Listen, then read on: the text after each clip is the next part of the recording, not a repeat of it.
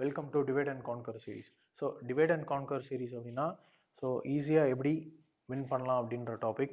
So இப்போ TNPSC group 1 date சொல்லிட்டாங்க Jan 3rd. So இன்னும் 60 days இருக்குது. இந்த 60 daysல எப்படி நீங்கள் டிவைட் அண்ட் கான்கர், அதாவது ஒவ்வொரு சிலபஸை எப்படி சின்னதாக படித்து ஈஸியாக படித்து சீக்கிரமாக உங்களுக்கு ஒரு டீசெண்டான உங்களுக்கு கட் ஆஃப் ரீச் பண்ண முடியும் அப்படின்றத பற்றி நான் இப்போ சொல்ல போகிறேன். ஸோ ஃபர்ஸ்ட் டாபிக் இது புது சிலபஸை தான் பிடிஎஃபாக இங்கே இப்போ பார்க்குறீங்க. ஸோ ஃபர்ஸ்ட் என்ன டாபிக் அப்படின்னா இந்தியன் பாலிட்டி. ஸோ இப்போ இந்தியன் பாலிட்டியில் உங்களுக்கு என்னென்ன சிலபஸில் என்னென்ன கொடுத்துருக்காங்க, அதை எப்படி ஈஸியாக படிக்கலாம் அப்படின்றத பற்றி சொல்லலாம். ஃபர்ஸ்ட் கான்ஸ்டியூஷன் ஆஃப் இந்தியா, அதில் preamble of the constitution. So preamble of the கான்ஸ்டியூஷனை பொறுத்த வரைக்கும் ப்ரீஆம்பிள்லாம் என்ன, ஸோ அதில் என்னென்ன கொடுத்துருக்காங்க, எத்தனை வாட்டி அமெண்ட் பண்ணியிருக்காங்க, அது ரிலேட்டடாக நடந்த சுப்ரீம் கோர்ட் ஜட்ஜ்மெண்ட்ஸ், அப்புறம் அந்த இயர்ஸ், அப்புறம் அந்த எந்தெந்த ஜட்ஜ்மெண்ட்ஸில் என்னென்ன நடக்குது அப்படின்றத பற்றி ஒரு ஃப்ளோ சார்ட் மாதிரி போட்டு வச்சுக்கோங்க. ரிவிஷன் பண்ணுறதுக்கு ஈஸியாக இருக்கும். Next salient features of constitution. So இப்போ salient features ஆஃப் கான்ஸ்டியூஷன்னா என்னன்னா, கான்ஸ்டியூஷனில் இருக்க சோர்சஸ், எந்த சோர்சஸ் ஆஃப் கான்ஸ்டியூஷன் சொல்லுவோம். இப்போ கவர்னர்ன்ற போஸ்ட்டை எந்த கான்ஸ்டியூஷன்லேருந்து நம்ம பாரோ பண்ணோம், ப்ரீஆம்பிள் எந்த கான்ஸ்டியூஷன் பாரோ பண்ணோம், ஃபண்டமெண்டல் ரைட்ஸ், அந்த மாதிரி ஒவ்வொரு சோர்சஸ் ஆஃப் கான்ஸ்டியூஷன். அப்புறம் ஷெடியூல்ஸ், என்னென்ன ஷெடியூல்ஸ் இருக்குது, first schedule, second schedule, 12th schedule, அது எப்போ ஆட் பண்ணாங்க, என்னென்ன இம்பார்ட்டன்ட், என்னென்ன இருக்குது அது ரிலேட்டடாக அப்படின்னு பார்த்துக்கோங்க. அப்புறம் union state and union territory, so எத்தனை ஸ்டேட்ஸ் இருக்குது, ஸ்டேட்ஸ் ரிலேட்டடாக என்னென்ன சேஞ்சஸ் நடக்குது அதெல்லாம் பார்த்துக்கோங்க.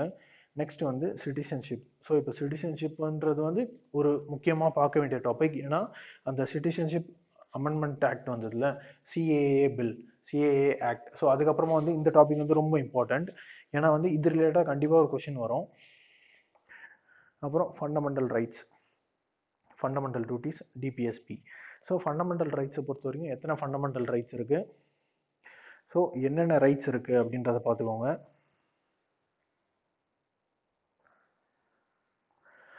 ஸோ ஃபண்டமெண்டல் ரைட்ஸில் எத்தனை ரைட்ஸ் இருக்குது, அப்புறமா எந்தெந்த ரைட்ஸ், அதாவது கிட்டத்தட்ட ஆர்டிகல் நம்பரோட நீங்கள் மனப்பாடமாக இருக்கணும்.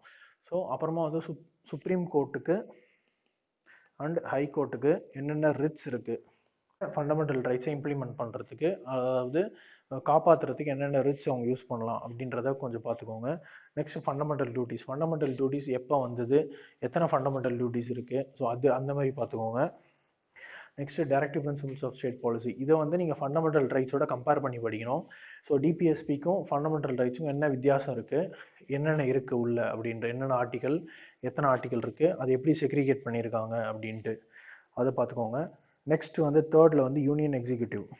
இப்போ யூனியன் எக்ஸிக்யூட்டிவ்ல யார் யார் வருவா, president, vice president, prime minister, council of ministers, இவங்களாம் யூனியன் எக்ஸிக்யூட்டிவ். அப்புறம் இன்னும் ஒருத்தர் வருவார், comptroller and auditor general, CAG. அந்த இதுவும் கொஞ்சம் ரொம்ப இம்பார்ட்டன்ட். கேக்ன்றவர், இவரோட ரோல் என்ன, இவரோட பவர் என்ன அப்படின்றதையும் பார்த்துக்கோங்க. இப்போ சோர்ஸ் அதாவது எப்படின்னா, இதுக்கு இந்தியன் பாலிட்டிக்கு சோர்ஸ் மெயினாக நான் ஃபாலோ பண்ணுறது லக்ஷ்மிகாந்த் தான். ஏன்னா அதில் கிட்டத்தட்ட எல்லாமே கிளியர் அண்ட் கட்டாக இருக்கும், ஈஸியாக அப்டேட் பண்ணிக்கலாம் நம்மளால். நம்ம வெறும் நியூஸ் பேப்பர் பார்த்து புதுசாக வர நியூஸை மட்டும் அப்டேட் பண்ணி இருந்தால் போதும். ரிவைஸ் பண்ணுறதுக்கு நான் ஒரு நோட்ஸ் மாதிரி எடுத்துப்பேன், சின்ன ஒரு ஃப்ளோ சார்ட் மாதிரி என்னோட நோட்ஸ் இருக்கும். ஸோ அந்த மாதிரி நீங்களும் எடுத்துக்க ட்ரை பண்ணிக்கோங்க. அப்புறம் யூனியன் லெஜிஸ்லேச்சர் என்னென்னா பார்லிமெண்ட் தான் யூனியன் லெஜிஸ்லேச்சர். ஸோ பார்லிமெண்ட்டில் என்னென்ன இருக்குது, லோக்சபா, ராஜ்யசபா, அவங்களோட பவர் அண்ட் ஃபங்க்ஷன்ஸ், அவங்களோட கம்பேரிசன், ஸ்பீக்கர், அப்புறம் அந்த வைஸ் பிரசிடென்ட் தான் ராஜ்யசபாவோட ஸ்பீக்கர், சேர்மன். ஸோ அதெல்லாம் அந்த டிஃபரன்ஸ் அதெல்லாம் கொஞ்சம் பார்த்து வச்சுக்கோங்க என்னென்ன அப்படின்ட்டு. அப்புறம் லோக்சபா அண்ட் ராஜ்யசபா அவங்களோட பவர் டிஃப்ரென்ஸ், அதாவது ஒரு சில இடத்துல லோக்சபா பவராக இருக்கும், ஒரு சில இடத்துல ராஜ்யசபா பவராக இருக்கும். அப்புறம் பில்ஸ் எப்படி பில் பாஸ் பண்ணுறாங்க அந்த மெத்தட். அப்புறம் ஜாயிண்ட் செட்டிங் ஆஃப் பார்லிமெண்ட், அது என்னென்ன, எத்தனை வாட்டி இது வரைக்கும் ஜாயிண்ட் செட்டிங் இருக்குது அப்படின்றத பார்த்துக்கோங்க. நெக்ஸ்ட் ஸ்டேட் எக்ஸிக்யூட்டிவ் யார் யார், governor, CM, council of ministers, இவங்கள பற்றின ப்ரொவிஷன்ஸ், ஆர்டிகல்ஸ், இவங்களோட power and functions. Next state legislature, அப்புறம் லோக்கல் கவர்மெண்ட்ஸ் அண்ட் பஞ்சாயத்ஸ் ரொம்பவே இம்பார்ட்டண்ட். இது பஞ்சாயத்து ரிலேட்டடாக ஒரு 3 to 4 கமிட்டிஸ் இது வரைக்கும் ஃபார்ம் பண்ணியிருக்காங்க. Singhvi committee, Balwant committee. So அந்த கமிட்டிஸ்லாம் எந்தெந்த இயர் என்னென்ன ரெக்கமெண்டேஷன்ஸ் கொடுத்துருக்காங்க அப்படின்றத பாருங்கள். நெக்ஸ்ட் வந்து சென்டர் ஸ்டேட் ரிலேஷன்ஷிப் எதுவுமே இல்லை. இன்டர் ஸ்டேட் கவுன்சில், அப்புறமா வந்து ஜோனல் கவுன்சில்ஸ், அப்புறம் நித்தி ஆயோக், இவங்கெல்லாம் எப்படி கோஆப்ரேட்டிவ் ஃபெடரலிசமாக இருக்குது அப்படின்றத பற்றி ஒரு சின்ன ஒரு நோட்ஸ் இல்லை ஒரு ரிவிஷன் மாதிரி பார்த்துக்கோங்க. நெக்ஸ்ட் வந்து எலெக்ஷன் கமிஷன். எலெக்ஷன் கமிஷன் ரொம்ப இம்பார்ட்டண்ட்.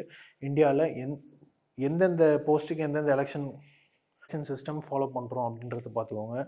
இப்போ பிரசிடென்ட், வைஸ் பிரசிடென்ட் அவங்களுக்கு என்ன எலெக்ஷன் மெத்தட், அதே மாதிரி வந்து பிரைம் மினிஸ்டருக்கு என்ன election method, Lok Sabha, MP, MLAs அந்த மாதிரி.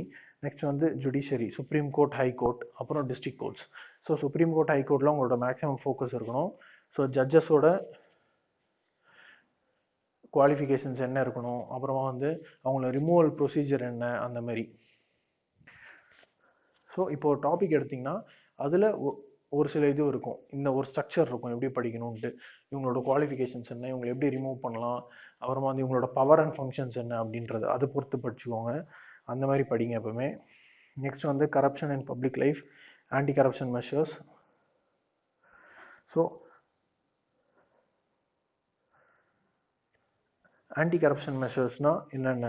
Simple, CBI, CVC, central vigilance commission, anti corruption act. So அது ரிலேட்டடாக ஒரு என்னென்ன இருக்குது அப்படின்றது. நெக்ஸ்ட் லோக்பால் அண்ட் லோக் ஆயுக்தா ரொம்பவே இம்பார்ட்டண்ட். ஏன்னா ரீசெண்டாக நிறைய சேஞ்சஸ் நடந்துகிட்டு இருக்கு. லோக்பால் அண்ட் லோக் ஆயுக்தாவில் என்னென்ன ஆக்ட் வந்திருக்கு, அதில் என்னென்ன ப்ரொவிஷன்ஸ் இருக்குது அப்படின்ற ஒரு கிளான்ஸ் கொடுத்துக்கோங்க. நெக்ஸ்ட் ரைட் டு இன்ஃபர்மேஷன், இதுவும் ரொம்ப இம்பார்ட்டண்ட். ஏன்னா இது ரிலேட்டட் நிறையா சேஞ்சஸ் நடந்திருக்கு. இப்போ சென்ட்ரல் இன்ஃபர்மேஷன் கமிஷனரும் சரி, கமிஷனும் சரி, ஸ்டேட் இன்ஃபர்மேஷன் கமிஷனும் சரி, சேஞ்சஸ் நடந்திருக்கு. அது என்னென்ன சேஞ்சஸ் நடந்திருக்கு அப்படின்றத பார்த்துக்கோங்க. நெக்ஸ்ட்டு வந்து இப்போ இதான் வந்து உங்களோட ஒரு ஓவர்வியூ. இது ரிலேட்டடாக வந்து இந்த ஓவர்வியூ இல்லாமல் ஒரு சில டாபிக்ஸ் நீங்கள் படிக்கணும். அதாவது இம்பார்ட்டன்ட் டாபிக்ஸ் என்னென்ன அப்படின்னா, அமெண்ட்மெண்ட் ப்ரொசீஜர், கான்ஸ்டியூஷனை எப்படி அமெண்ட் பண்ணலாம். ஸோ 3 டைப்ஸ் ஆஃப் அமெண்ட்மெண்ட் இருக்குது. அது என்னென்ன டிஃப்ரென்ஸ் இருக்குது அப்படின்றதையும் நீங்கள் பார்த்துக்கணும். நெக்ஸ்ட்டு வந்து ஒரு சில constitutional and non constitutional bodies அப்படின்னு சொல்லுவோம். Constitutional and non constitutional bodies. So இப்போ கான்ஸ்டியூஷனல் பாடிஸ்னால் கான்ஸ்டியூஷன்லேயே அதை பற்றி ஒரு ப்ரொவிஷன் கண்டிப்பாக இருக்கும். என்னென்ன அப்படின்னு பார்த்தீங்கன்னா, union public service commission, state public service commission, election commission, அந்த மாதிரி. இப்போ நான் கான்ஸ்டியூஷனல் பாடிஸ்னால் national human rights organisation. So அது மாதிரி.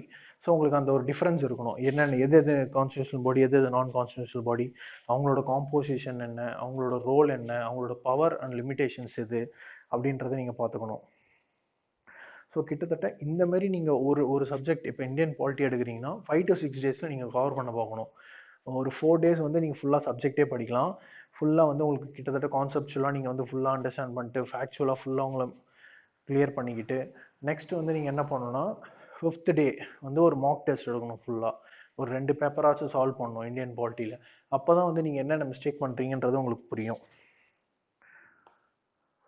மாக் டெஸ்ட் ரொம்ப இம்பார்ட்டண்ட். நீங்கள் வந்து வெறும் இந்தியன் பாலிட்டி ரிலேட்டடாக ஃபுல்லாக ஒரு மாக் டெஸ்ட் ஃபுல்லாக நீங்கள் வந்து அதை எடுத்துக்கிட்டே இருந்தீங்கன்னா உங்களுக்கு தெரியும் எந்தெந்த டாப்பிக்கில் எங்கே தப்பு பண்ணுறீங்க அப்படின்ட்டு. ஸோ நெக்ஸ்ட்டு வந்து அந்தந்த டாப்பிக்லாம் வந்து ஒரு ரிவிஷன் கொடுங்க. ஃபுல் ரிவைஸ் பண்ணிட்டு மறுபடியும் ஒரு மாக் டெஸ்ட் எடுத்து பாருங்கள். ஸோ அந்த மாதிரி மாக் டெஸ்ட் எடுக்க உங்களுக்கு நல்லா ப்ராக்டிஸ் ஆகும். அதேமாதிரி உங்களோட ஸ்ட்ராங் அண்ட் வீக் ஏரியாஸ் நீங்கள் பார்க்கலாம்.